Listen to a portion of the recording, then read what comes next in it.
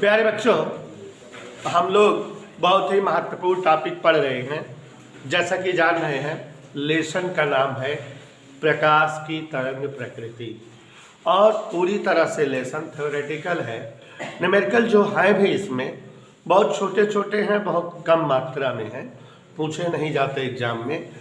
Competition में मगर पूछे जाते हैं इस लेसन के न्यूमेरिकल। जैसे आप लोग कक्षा 10 पास होने के बाद पॉलिटेक्निक की प्रवेश परीक्षा वगैरह देते हो, या IERT जो इलाहाबाद पॉलिटेक्निक है उसकी परीक्षा देते हो, तो उन परीक्षाओं में इसके क्वेश्चन सब मिलते हैं। बाकी 12th के एग्जाम के दृष्टिकोण से न्यूमेरिकल इंपॉर्टेंट नहीं है। हाइगेंस का तरंग सिद्धांत हम लोगों ने सीखा बेटा कि किसी प्रकाश स्रोत से प्रकाश तरंगों के रूप में संचरित होता है। किसी प्रकाश स्रोत से प्रकाश तरंगों के रूप में संचरित होता है, और ये तरंगें माध्यम के कणों से टकराती हैं तो माध्यम के कण भी तरंग गति करने लगते हैं, और इस तरह से सभी दिशाओं में प्रकाश तरंगें दूर तक फैल जाती हैं और दूर तक प्रकाश का संचरण दिखने लगता है या प्राप्त होता है। फिर उसके बाद बच्चों याद करिए, हमने आपको एक बहुत ही महत्वपूर्ण टॉपिक विश्लेषण का समझाया, तरंगाग्र या वेव फ्रंट। अब हमारे ख्याल से 2 दिन हम तरंगाग्र पढ़ा चुके, समझ में आ जाना चाहिए क्लियरली। किसी माध्यम में स्थित वह काल्पनिक पृष्ठ जिसके सभी बिंदुओं पर तरंगे समान कला में मिलती हो, क्या कहलाता है? तरंगाग्र। तरंगाग्र का संचरण तरंग की दिशा के लंबवत होता है। तरंगाग्र के सभी बिंदुओं से कौन सी तरंगिकाएं निकलती हैं? चित्र बना के भी कल दिखा दिए थे बकायदा कि यहाँ ऐसे प्रकाश स्रोत बनाए थे और तरंग सिद्धांत के द्वारा ऐसे ऐसे तरंगे निकल रही थी। यहाँ पर कोई एक काल्पनिक पृष्ठ बनाए और आपको दिखाए कि जिसके प्रत्येक बिंदुओं पर तरंगे समान कला में मिल रही थी, तो यही क्या हो गया था? तरंगाग्र। और इससे जो तरंगे निकलती थी उन्हें हमने क्या कहा? द्वितीयक तरंगिकाएं। अब बच्चों उसके बाद हमने कल आपको शर्त लगाया कि एक टॉपिक जो पढ़ाने जा रहा हूं वो हमारे बोर्ड की परीक्षा में जरूर पूछा जाएगा। हाइगेंस का द्वितीयक तरंगिका सिद्धांत क्या है, और इस सिद्धांत के द्वारा परावर्तन और अपवर्तन नियमों की व्याख्या करिए। तो बेटा कल की क्लास में हम लोगों ने हाइगेंस का तरंग सिद्धांत पढ़ा कि हाइगेंस का तरंग सिद्धांत है क्या, और अगर आपको याद हो तो हाइगेंस के तरंग सिद्धांत को बेटा मैंने बोर्ड पर चार्ट बना करके 3 स्टेप में समझाया था कि हाइगेंस के द्वितीयक तरंगिका सिद्धांत बहुत इंपॉर्टेंट है। तरंग सिद्धांत और द्वितीयक तरंग सिद्धांत में डिफरेंस होता है। जो बच्चे कल नहीं आए थे, रिक्वेस्ट है कि कल की वीडियोस देख लेंगे तो क्लियरली समझ में आ जाएगा। तो हाइगेंस का द्वितीयक तरंगिका सिद्धांत, द्वितीयक तरंगिका सिद्धांत में 3 पार्ट थे। पहला सिद्धांत, दूसरा सिद्धांत और तीसरा सिद्धांत। पहले सिद्धांत में हमने बताया था ये बड़ा है, ट्रिक दिए थे कि अगर आपको आमिर डान पहला सिद्धांत बोलना हो तो पहले सिद्धांत को बोलने के लिए आप तरंग सिद्धांत और तरंग आग्र दोनों की परिभाषा मिलाकर बोलोगे। तो हाइगेंस के द्वितीयक तरंग सिद्धांत का पहला व्यू क्या था, याद करिए, पहला पार्ट क्या था, हमने आपको एक्सप्लेन किया था। किसी प्रकाश स्रोत से प्रकाश सभी दिशाओं में तरंगों के रूप में संचरित होता है। ये तरंगे माध्यम के कणों से टकराती हैं और माध्यम के कण तरंग गति करते रहते हैं, और इस प्रकार तरंगे दूर तक फैलती रहती हैं। ये तो तरंग सिद्धांत हो गया। इसे में मिला दो तरंगाग्र की परिभाषा, मतलब किसी माध्यम में स्थित जिस काल्पनिक पृष्ठ के सभी बिंदु समान कला में हो, तरंगाग्र कहलाता है। तरंगाग्र के प्रत्येक बिंदुओं से द्वितीयक तरंगिकाएं निकलती हैं। आपको बेटा तरंगाग्र का चित्र भी बना के दिखाए थे कल कि तरंगाग्र कुल 3 प्रकार के होते हैं। अगर कोई प्रकाश स्रोत बहुत दूर हो तो उससे आने वाली तरंगे अगर एक ही दिशा में और परस्पर समांतर प्राप्त हो तो इन तरंगों के लिए बना तरंगाग्र समतल तरंगाग्र कहलाता है। कल कई सारा बनाए थे। और अगर कोई बिंदुवत प्रकाश स्रोत हो जिससे तरंगे सभी दिशाओं में संचरित हो रही हो तो उनसे बना तरंगाग्र गोलीय तरंगाग्र कहलाता है। और अगर कोई प्रकाश स्रोत रेखी हो, लंबा लंबा हो, फिलामेंट जैसे बल्ब का होता है लंबा, उससे जो है तरंगे बने तो उन तरंगों का जो तरंगाग्र होता है उसे बेलनाकार तरंगाग्र कहते हैं। तो बच्चों, हाइगेंस का पहला द्वितीय तरंग का सिद्धांत का पहला कथन समझ में आ गया? क्या बोलोगे एक बार फिर से? किसी प्रकाश स्रोत से प्रकाश तरंगे के रूप में बाहर उत्सर्जित होता है और ये तरंगे माध्यम के कणों से टकराती हैं, माध्यम के कण भी तरंगित करने लगते हैं। माध्यम में स्थित वे सभी काल्पनिक पृष्ठ जिनके सभी बिंदु समान कला में हो, जिनके प्रत्येक बिंदुओं से द्वितीय तरंगिकाएं बनती हो, तरंगाग्र होते हैं। ये पहला सिद्धांत है। दूसरा और तीसरा छोटे थे। दूसरा क्या बताए थे? द्वितीय तरंगिकाओं के गति की दिशा और गति का परिमाण प्राथमिक तरंगिकाओं के समान होता है। माने जो द्वितीय तरंगिकाएं निकलती हैं उसी दिशा में चलती हैं जिस दिशा में प्राथमिक तरंगें चलती हैं, उसी वेग से चलती हैं जिस वेग से प्राथमिक तरंगिकाएं आती हैं। तो एकदम सरल याद हो गया। द्वितीय तरंगिकाओं के गति की दिशा और गति का परिमाण प्राथमिक तरंगिकाओं के गति की दिशा और परिमाण के समान होता है। याद हो गया कि नहीं?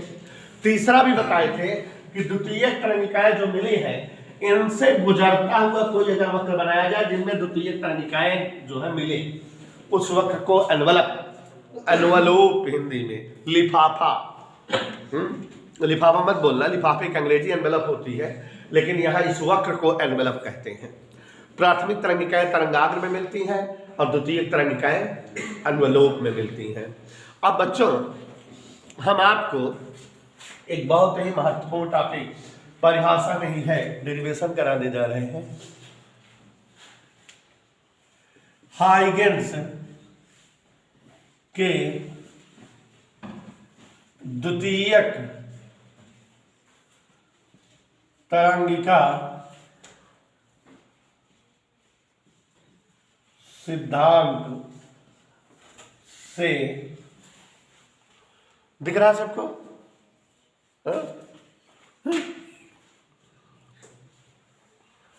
हाइगेंस के द्वितीयक तरंगिका सिद्धांत से परावर्तन की व्याख्या। प्यारे बच्चों, चित्र का वर्णन ही डेरिवेशन है। क्या बोले हम?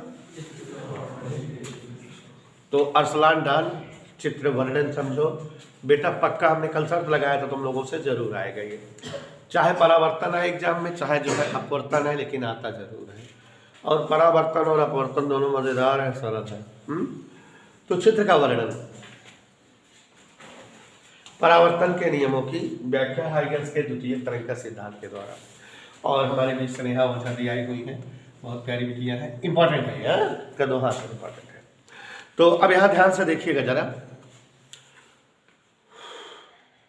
मान ले रहे हैं कि कोई एक परावर्तक तल है, माने दर्पण, जिस पर प्रकाश की किरणें आपतित हो और परावर्तन की घटना प्राप्त हो। तो मान ले रहे हैं यहां पर बेटा एक्स वाई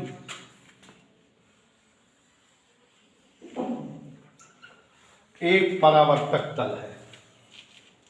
कोई डाउट? चित्र का वर्णन चित्र बनाते हुए कर रहे हैं हम, ऐसा नहीं है कि बनाने के बाद वर्णन करें, बनाते बनाते करते जा रहे हैं। माना, ऐसे आपको याद हो जाना चाहिए सिताजे, माना एक्स वाई एक परावर्तक तल है, ओके। यह मान लेते हैं कि इस पर एक समतल तरंगाग्र, तरंगाग्र मतलब समझ रहे हो ना, काल्पनिक पृष्ठ जिसमें प्राथमिक तरंगिकाएं हों। और अगर समतल तरंगाग्र कह रहे हैं तो सारी तरंगिकाएं एक ही दिशा में हो और परस्पर कैसे हो? समांतर।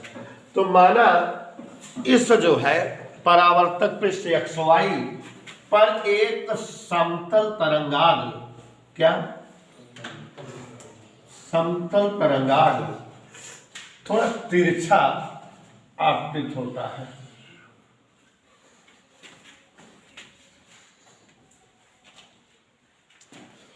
मान रहे हैं कि इस परावर्तक पृष्ठ पर एक समतल तरंगाग्र तिरछा आपतित होता है, और इसका नाम PABQ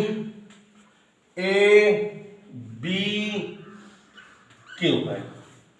एक्चुअली बेटा अगर ये समतल तरंगाग्र है तो मतलब ये जो है ऐसे इसमें बहुत सारी तरंगे होंगी कि नहीं, ऐसे, और वो सारी की सारी तरंगे परस्पर एक ही दिशा में और कैसे होंगी, जो है एक दूसरे के समांतर ऐसे होंगे कि नहीं।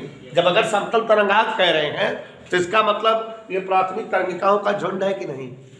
ऐसे जो है ढेर सारी एक दूसरे के समांतर जो है तरंगे हैं जो एक ही दिशा में चल रही हैं और वो जो है ऐसे आपतित हो रही हैं। ठीक है, तो चित्र गंदा ना हो इसलिए केवल 2 तरंगों से काम चला ले रहे हैं। कौन कौन तरंगों से काम चला रहे हैं? 2। कौन कौन? 9 गंदी बात। फिर से सोचो, फिर सोचो, फिजिक्स में सोचो, फिर से सोचो, फिजिक्स में सोचो, मैथ में मत सोचो। पहली और अंतिम तरंगिकाओं से गधों नाम बता रहे हो तो मैथ। ये पहली तरंगिका है और ये एकदम आखिरी वाली है कि नहीं। पहली और आखिरी से काम चला रहा है, इसका मतलब अंडरस्टूड है कि यहाँ बहुत सारी तरंगिकाएं हैं। समझाने के पर्पज से बता दे रहे हैं। शर्त लगा रहा हूँ पूरे प्रतापगढ़ में कोई तरंग वाला चैप्टर अच्छे से पढ़ा नहीं पाता है। घमंड नहीं कर रहा हूँ, सही बोल रहा हूँ, नहीं पढ़ा पाते हैं। मैंने देखा है सबकी स्टाइल नोट, सब केवल किताब के लैंग्वेज छाप देते हैं। मैं समझा हूँ इसलिए पढ़ा पा रहा हूँ। मैं खुद नहीं समझ पाया था इंटर में जब पढ़ा था, ऊपर से गया था। तो ये BSc क्लास लिया मैंने, BSc वालों को पढ़ाया तो उसमें ज़्यादा डीप में एक्सप्लेनेशन मुझे भी हो गया। मैं अब समझ पाया हूँ और अब आपको पढ़ा रहा हूँ। तो ध्यान दीजिए, मेरा मकसद है कि आपको रटना ना पड़े, एक एक चीज़ एक्सप्लेन हो जाए। इसलिए देखो चित्र वगैरह बहुत बारीकी से बताता हूँ। तो अथर्व बेटा समझ में आया? अथर्व हमारी बात रिपीट करो तो। माना XY एक परावर्तक तल है। पहला माना इस परावर्तक तल पर एक समतल तरंगाग्र तरंगाग्र तिरछा आपतित हुआ। नाम उसका भी बोल सकते हैं PABQ। माना एक समतल तरंगाग्र PABQ इस परावर्तक तल पर तिरछा आपतित होता है। एक एक शब्द गंभीरता पूर्वक समझो, क्योंकि यही डेरिवेशन है, चित्र का वर्णन ही डेरिवेशन है। समझ में आया इतना? समतल तरंगाग्र की पहली प्राथमिक तरंगिका PA परावर्तक पृष्ठ को A पर स्पर्श करती है। दिखा कि नहीं?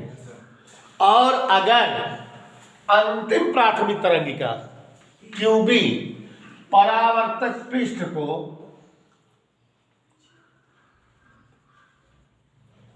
A' पर स्पर्श करे, थोड़ा दिमाग लगाने वाली बात आ गई। यदि पहली तरंगिका परावर्तक पृष्ठ को A पर और अंतिम तरंगिका QB परावर्तक पृष्ठ को A' पर स्पर्श करे तो स्पष्ट है कि A और A' के मध्य के जितने भी बिंदु होंगे, इन्हीं बिंदुओं पर समतल तरंगाग्र की समस्त तरंगिकाएं आके मिलती होंगी। पहली वाली A पे मिली और अंतिम वाली A और A' के बीच जितने बिंदु हैं इस परावर्तक तल पर, उन बिंदुओं से ये वाली तरंग यहाँ के मिलती होगी, यहाँ वाली ऐसे यहाँ के मिलती होगी, यहाँ वाली ऐसे यहाँ के मिलती होगी, यहाँ वाली ऐसे यहाँ के मिलती होगी।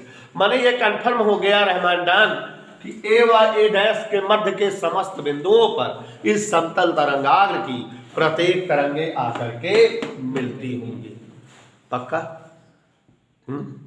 और सभी तरंगे समान कलम मिलती होंगी कि नहीं है? तो ये सारे के सारे बिंदु जिन पर तरंगे आकर लड़ रही हैं, यहां से तुरंत क्या निकलने लगती होंगी? द्वितीय तरंगिकाएं। माने A और A' के मध्य के समस्त बिंदु द्वितीयक तरंग स्रोत का काम करेंगे, द्वितीयक तरंगिकाएं निकालेंगे। ठीक है, सबसे पहली द्वितीयक तरंगिका कहां से निकलेगी स्नेहा ओझा? सबसे पहली द्वितीयक तरंगिका कहां से निकलेगी? ए से। और अंतिम द्वितीयक तरंगिका कहां से निकलेगी? ए डैश से। सिंपल। तो अब एक और बात है अजीबोगरीब, क्या? अगर जो है जैसे ही समतल तरंगाग्र इस परावर्तक तल पर आपतित हुआ होगा, जैसे ही पहली तरंगिका इसको स्पर्श की होगी, तुरंत ए से द्वितीयक तरंगिका निकलने लगी होगी कि नहीं? है ना? ये स्टार्ट हो गई निकलना।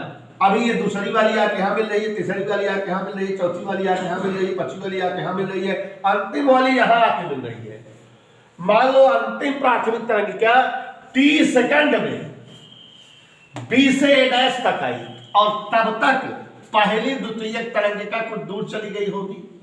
मान लेते हैं ये जो है बी डैश तक चली गई। कितना दूर तक चली गई? समझ में आया बेटा? कोई दिक्कत है? कहां तक चली गई? मान लो ऐसे यहां बी डैश है। ठीक है, अब हम अगर जो है बी ए बी डैश त्रिज्या का चाप लें, कितने त्रिज्या का? और यहां ए डैश से इसकी स्पर्शी ऐसे खींच दें। क्या खींचते? तो ये जो बी डैश ए डैश है बना हुआ, इनके समस्त बिंदुओं की खासियत एक हो गई। इन समस्त बिंदुओं से सभी द्वितीयक तरंगिकाएं गुजरेंगी। देखो पहली वाली द्वितीयक तरंगिका बी डैश से मिल रही है, यहां से जो द्वितीयक तरंगिका दूसरी वाली निकलेगी यहां टच करेगी, तीसरी वाली द्वितीयक तरंगिका यहां टच करेगी, और अंतिम द्वितीयक तरंगिका कहां से निकलेगी? ए डैश से। वो भी इस पृष्ठ को टच करते हुए जाएगी कि नहीं? इसका मतलब ए डैश बी डैश के सभी बिंदुओं से होकर समस्त द्वितीयक तरंगिकाएं इस चित्र के अनुसार गुजरेंगी, इसलिए ए डैश बी डैश अनवलोप हुआ, क्योंकि इससे द्वितीयक तरंगिकाएं गुजर रही है कि नहीं? समझ आया? देखो बेटा, चित्र का झकास डिस्क्रिप्शन है। चित्र के वर्णन से ही ये स्पष्ट समझ में आएगा।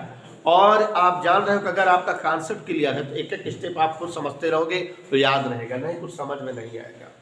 एक बार यशपाल की वजह से रिपीट कर दे रहे हैं, बहुत प्यारा बच्चा है, हमको समोसा खिला देना किसी दिन। यहाँ ध्यान दो, समझ में आया स्नेहा? बीच में नहीं आया, चतुल नहीं आया। फिर से एक बार बताएं, कठिन है ना? सरल का ही दिए बिटुआ। हम लोग की टॉपिक पढ़ाई थी जब, तो उतना अच्छा लगे लगा था, पहले वाला चैप्टर भुलाया जाता है, फिर कौन और चैप्टर पढ़ा लगे तो बहुत अच्छा लगे लगा था। ये बात प्रॉपर्टी है। इधर देखो, माना याद हो गया, माना एक्स वाई एक परावर्तक तल है, यही याद कर लो आमिर।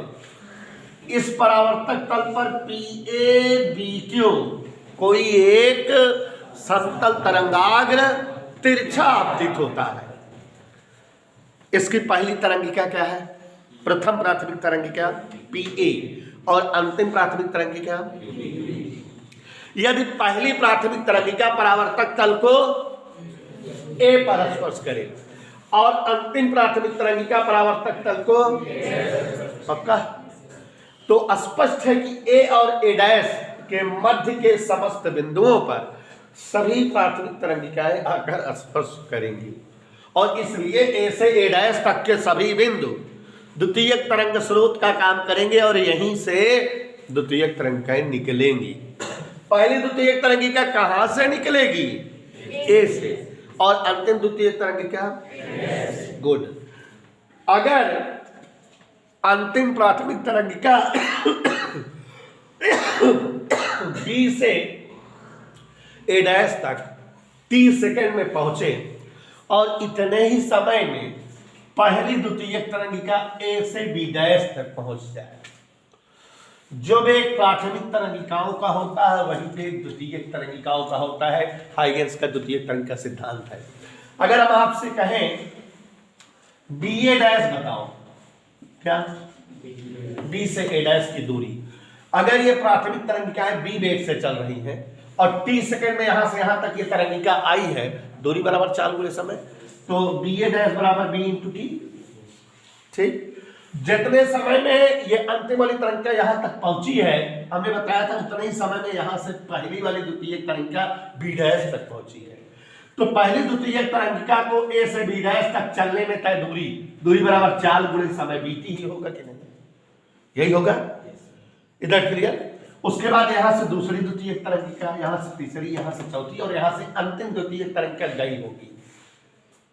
अगर हम ए बी डैश त्रिज्या के गोली चाप पर ए डैश बी डैश स्पर्श रेखा खींचे तो स्पष्ट है कि इस ए डैश बी डैश जो नया नया वक्र बना है के सभी बिंदुओं से द्वितीय तरंगिकाएं गुजरेंगी। यहां से पहली द्वितीय तरंगिका गुजरेगी और यहां से अंतिम द्वितीय तरंगिका, और बीच से अन्य सभी द्वितीय तरंगिकाएं गुजरेंगी। तो इसलिए ए डैश बी डैश क्या हुआ? अनवलोक। तो यहाँ हाइगेंस के द्वितीय तरंगिका सिद्धांत के तीनों पार्ट आ गए कि नहीं? यहाँ प्राथमिक तरंगिका आ गई, यहाँ अनवलोक वाली आ गई, वेग वाला भी बात आ गया। इतना समझ में आया? सबको समझ आया? पक्का? अब देखो जरा, दो त्रिभुज बन गए हैं, एक ये वाला एक ये वाला। त्रिभुज ए बी ए डैश और त्रिभुज A B dash A dash. दिखे दो त्रिभुज बेटा? नहीं दिखे? ये कोण का अंश का है, क्योंकि आपको बताए हैं कि तरंगे जो है तरंगाग्र के लंबवत आपतित होती थी। ये 90 है, तो फिर आप समझ गए कि जब उधर 90 है तो इधर इसके अंदर कितना होगा, हा? और ये कोण स्पर्श कोण है, क्योंकि स्पर्श रेखा खींची है तो 90 होगा। तो इन दोनों त्रिभुजों में कोण ए बी ए डैश 90 और इसमें प्रत्येक 90 है कि नहीं? और ये भुजा दोनों कॉमन है। कौन भुजा? देखो उभयनिष्ठ है कि नहीं? और ऊपर वाले त्रिभुज की भुजा बी ए डैश, देखो ये वाली भुजा, और नीचे वाले त्रिभुज की भुजा ए बी डैश, दोनों बराबर सिद्ध कर चुके हैं हम। ये दोनों बीती हैं कि नहीं? तो इन दोनों त्रिभुजों में दो भुजा और एक कोण समान है। भुजा कोण भुजा की कहानी से, यस ए यस की कहानी से दोनों त्रिभुज क्या हो जाएंगे? सर्वांग सम त्रिभुज ए बी ए डैश, सर्वांग सम त्रिभुज A B dash A dash. बेटा, अब जब त्रिभुज सर्वांगसम हो जाते हैं तो उनके कोण, उनकी भुजाएं सब बराबर हो जाती हैं। तो ये बड़े वाले त्रिभुज की जो है ये कोण का नाम बोलो, बी ए डैश, ये बराबर हो जाएगा इधर वाले त्रिभुज में, नाम बोलो बी डैश ए डैश ए, ये वाला कोण। ये सिद्ध हो गया है कि नहीं? कोई डाउट बेटा? बी डैश ए डैश, कोई दिक्कत? यहां तक सबको समझ में आया कि नहीं? सबको समझ में आया? यहां तक समझ में आया? अब एक चीज थोड़ा सा ज्योमेट्री लगाना है। इतना समझ में आ गया बेटा? कोई दिक्कत? चित्त का बड़ा नहीं तो है बेटा? यहां देखो जरा, ये जो पहली प्राथमिक तरंगिका है, ये यहाँ ए पर आपतित हुई है परावर्तक तल पर, ये आपतित किरण हुई कि नहीं? बिंदु एक ऐसा बिंदु हुआ आपतन। अगर बेटा इस पर हम लंब डाल दें, यहाँ बेटा थोड़ा सा मैथ है, थोड़ा ध्यान देना। एम अभिलंब है, ये कैस का कोण होगा? कोई बताए? आई आपतन कोण, आपतित किरण और अभिलंब के बीच का कोण आपतन कोण। समझ में आया? अब आप चित्र देखो जरा, चित्र, क्योंकि ये वर्णन में कहीं लिखाऊंगा नहीं, फेयर में न लिखा जाता है, अंडरस्टूड है, मैथ की चीज है। चित्र देखो, ये यहां से यहां तक का कोण कैस है, जो भी बनाए हैं 90 है। यहां से ऐसे यहां लजुरी तक का कोण कैस है 90 में इतना कम कर दो तो इधर वाला आ जाएगा कि नहीं। तो माने इधर जो है कोण एम ए बी हे वाला ननकऊ 90 माइनस आई। पक्का नहीं समझ में आया। और अब देखो ये जो लंब खड़ा है हमें, ये जमीन पर क्या कोण बना रहा होगा इससे यहां तक 90 माने फुल यहां जितना करिया करे यही 90 यहाँ, और ई वाला इतना कितना बा, तो ई बच्चे कितना 90 में से 90 माइनस आई घटा दे। यदि एम अभिलंब हो तो ध्यान से देखो कोण पी एम आई ये वाला, और ये वाला कोण एम ए बी 90 माइनस आई, और कोण बी ए डैश बी ए, अरे भाई पूरा यहां तक लाठी खड़ी बा 90 आई यह मिटाई गया ये इतना, तो ये वाला बच्चे कितना है, तो ई वाला बच्चे मतलब कितना में से कितना घटाई 90 में से वो वाला जो मिटाए 90 माइनस आई रहा कितना है 90 माइनस आई था। अरे भाई ये दिखाए रहे कैसे 90 माइनस आई भरा कितना है, तो ये कितना बचा 90 में से 90 कट गया आई, माने हे कोणवा टिकुलिया हवा आई है, माने बी ए डैश कितना पता लग गया। कोई डाउट समझ आया नहीं हो जाए। सिमिलरली यहां अगर हम अभिलंब ड्रान करें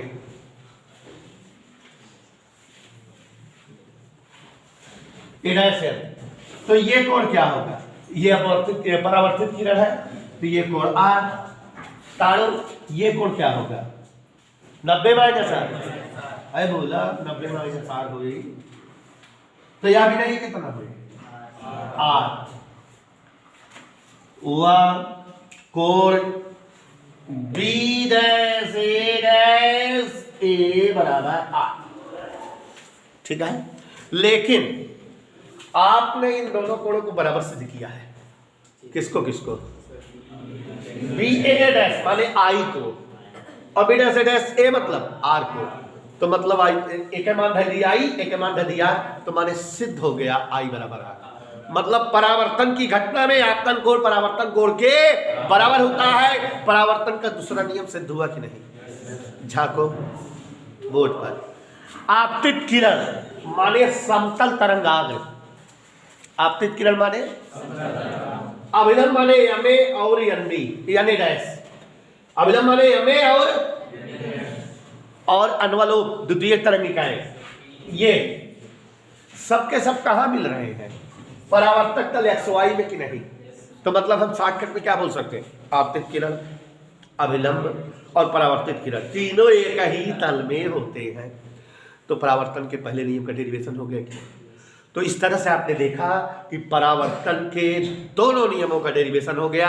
हमारे हाइगन्स के द्वितीय तरंग के सिद्धांत के द्वारा परावर्तन के समस्त नियमों की व्याख्या हो गई। तो चित्र का वर्णन ही करना है और तो कुछ है नहीं। तो एक बार चित्र का वर्णन फिर से हो जाए। माना XY एक परावर्तक तल है जिस पर PABQ एक समतल तरंगाग्र तिरछा आपतित हो रहा है, जिसकी पहली तरंगिका PA तल को A पर और अंतिम तरंगिका QB तल को A' पर स्पर्श करती हैं। स्पष्ट है कि A और A' के मध्य के जितने बिंदु हैं, इन्हीं बिंदुओं पर सभी प्राथमिक तरंगिकाएं आकर स्पर्श होंगी। ये बिंदु से द्वितीयक तरंगिकाएं उत्पन्न होंगी। ये सारे बिंदु द्वितीयक तरंग स्वरूप का काम करेंगे। यदि अंतिम तरंगिका प्राथमिक तरंगिका B से A' तक t सेकंड में आए तो BA' बराबर V × t, जहां V जो है प्राथमिक तरंगिकाओं का वेग है। और अगर पहली द्वितीयक तरंगिका भी t सेकंड में यहां तक पहुंचे, जब तक ये यहां से यहां तक है तब तक ये A से B' तक चली जाए। प्राथमिक और द्वितीयक तरंगिकाएं समान वेग से संचरित होती हैं, ऐसा हाइगन द्वितीयक तरंगिका सिद्धांत कहता है। तो इस वजह से इस तरंगिका द्वारा चली गई दूरी AB' V × t होगी। अब अगर ए बी डैश के गोली पृष्ठ पर हम ए डैश से कोई स्पर्श रेखा की कल्पना करें तो ए डैश बी डैश एक ऐसा वक्र हुआ जिससे सभी द्वितीय तरंगाएं गुजरेंगी। पहली द्वितीय तरंगा बी डैश से, अंतिम द्वितीय तरंगा ए डैश से, बीच में सारी द्वितीय तरंगाएं गुजरेंगी, इसलिए अनुलोप हुआ। और यहाँ पर अगर हम ये अभिलंब यम डाल दें, ये आपतित किरण और अभिलंब के बीच का कोण आई, तो कोण यम इतना स्पष्ट क्यों करे ना, मैथ पढ़ाएगा। यम ए बी 90 माइनस आई, लाठी खड़ी में पूरा 90 है, जितने समझाओ उतने पगला ना में कुछ दिमाग दलवावा, ये पूरा 90 है, 90 आई घट गया तो ये बचा, ये वाला कोण आई आ गया। ऐसे मलिक्ष इसमें भी देखो ये परावर्तित किरण है और ये अभिलंब दरार की ये आज, और ये देखो जरा ये जो है अनुलोप है, यहाँ पर ये जो है स्पर्शी और ये पृष्ठ है अनुलोप। जैसे समतल तरंगाग्र में तरंगे लंबवत होती है वैसे अनुलोप में सारी तरंगे लंबवत होगी। क्यों? क्योंकि द्वितीयक तरंगाओं के गति की दिशा और वेग प्राथमिक तरंगाओं के गति की दिशा और वेग जैसी ही होती है, तो ये सब लंबवत वाली होगी। जैसे यहाँ है सेम वही कहानी, अगर ये आर है तो इधर वाला 90 माइनस आर, और ये पूरी लाठी है यहाँ तक जहां तक अंगुली धरी है, हर जगह ना बता 90, तो 90 में से आर घट गया तो बचा आर, तो इधर वाला कोण आर हो गया। दोनों त्रिभुजों में हमने दिखाया ये कोण 90-90 है, ये भुजाएं और ये भुजाएं बराबर है, ये भुजा उभयनिष्ठ है, दोनों त्रिभुज समांतर है, तो इस त्रिभुज का ये कोण इस त्रिभुज का ये कोण बराबर होगा, माने ये आई है ये आर बराबर होगा। माने सत्यापित हो गया कि जो है परावर्तन की घटना जो हो रही है यहाँ पर हाइगेंस के द्वितीय तरंग का सिद्धांत के द्वारा आपतन कोण परावर्तन कोण के समान है। और आपतित किरण माने समतल तरंगाग्र, अभिलंब माने एम डैश, द्वितीयक तरंगाएं माने परावर्तित किरणें सभी एक ही तल XY में उपस्थित है। तो पहले नियम का भी सत्यापन हो गया। तो हाइगेंस के द्वितीयक तरंग के सिद्धांत के द्वारा परावर्तन के दोनों नियमों की व्याख्या हो गई। और प्यारे बच्चों चित्र का वर्णन ही इसमें है और कहीं कुछ है नहीं। इसी तरह से द्वितीयक नियम की व्याख्या अगर इसको समझ गए तो दूसरा बता दें।